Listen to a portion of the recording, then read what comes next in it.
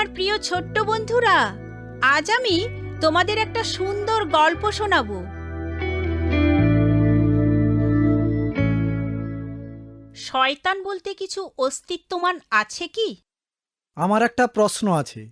প্রকৃত অর্থে শয়তানের কোনো অস্তিত্ব আছে কি? কোথা থেকে সে এসেছে? সত্যিকার অর্থে শয়তান অস্তিত্বমান।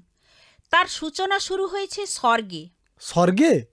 সমস্ত সৃষ্ট দূতদের মধ্যে সর্বোত্তম হল লুসিফার। তাকে সৃষ্টি করা হয়েছে ঈশ্বরের প্রার্থনার জন্য, কিন্তু অহংকার তার হৃদয়কে গ্রাস করে নিল। আমি সর্বোত্তম হব ঈশ্বরের মতো, সকলের উপর আমি কর্তৃত্ব করব, আমি ঈশ্বর হব। যেহেতু সে সর্বময় ক্ষমতার অধিকারী হতে চেয়েছিল ও ঈশ্বরের আনুগত্য ও বন্দনা বাদ দিয়েছিল, তাই ঈশ্বর তাকে স্বর্গ থেকে বের করে দিলেন। তখন থেকে তার নাম হল শয়তান, আর সে হয়ে উঠল ঈশ্বরের শত্রু। সে তার সর্বোত্তম চালাকি প্রয়োগ করে ঈশ্বরের পরিকল্পনা বানচাল করল ও জনমানুষকে বিভ্রান্ত করে তুলল।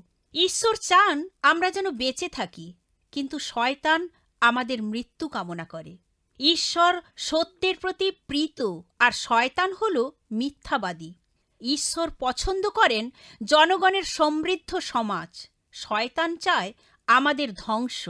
সে আদম ও হবার ক্ষেত্রে সফল হয়েছে, তারা প্রলোভনে পতিত হয়েছে। তার নিচু কূটকৌশল আমি অনেক বলতে পারবো। ঈশ্বরের পক্ষ থেকে লোকজন ভাগিয়ে নেবার জন্য সে মানুষের মনে ঈশ্বরের বিরুদ্ধে সন্দেহ ও অনাস্থা সৃষ্টি করে চলেছে। ঈশ্বর কি সত্যি নিষেধ করে দিয়েছে এই বৃক্ষের ফল খেতে? সর্বোত্তম জিনিসটি পেতে সে তোমাদের কি বাধা দিয়েছে? আদম ও হবা শয়তানকে তাদের প্রতারিত হবার সুযোগ সৃষ্টি করে দিয়েছে, আর সেই সুবাদে মৃত্যু প্রবেশ করল জগতে। সেই মুহূর্ত থেকে প্রত্যেক মানুষ ঈশ্বর থেকে বিচ্ছিন্ন হয়ে আছে, কিন্তু ঈশ্বরের প্রেম সীমাহীন, মহান।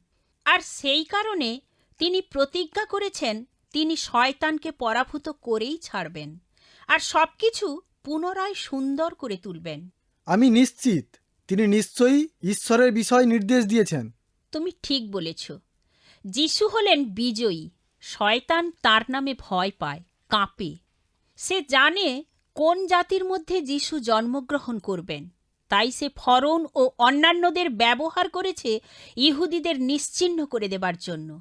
কিন্তু ঈশ্বর তার পরিকল্পনা বিনাশ পেতে দিতে পারেন না।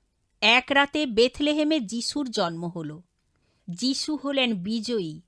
তার আগমন শয়তানের কর্ম ও চক্রান্ত ধ্বংস করার জন্য। আর সেই কারণে শয়তান যিশুকে ঘৃণা করে থাকে, আর বর্তমানে সে যিশুর সাথে বিরোধিতা করে চলছে। এর পরবর্তী নাটকে শোনো আমি যা বোঝাতে চাই। বাই বাই ছোট্ট বন্ধুরা, আমি অতসী। তোমাদের প্রশ্নের উত্তর পেতে চিঠি লেখো। অল ইন্ডিয়া মসি জামাত, পোস্টবক্স number 6079, West Patelnagar, new Delhi 110008, India.